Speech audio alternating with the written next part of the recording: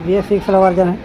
तो दोस्तों कभी भी चैन स्पॉकेट अगर ख़राब हो जाता है, यहाँ पर दिखा दे इसका टायर को जो है ओपन कर चुके हैं। तो इस तरह से स्पॉकेट जो है पूरा तरह से कट चुका है, धार हो गया है।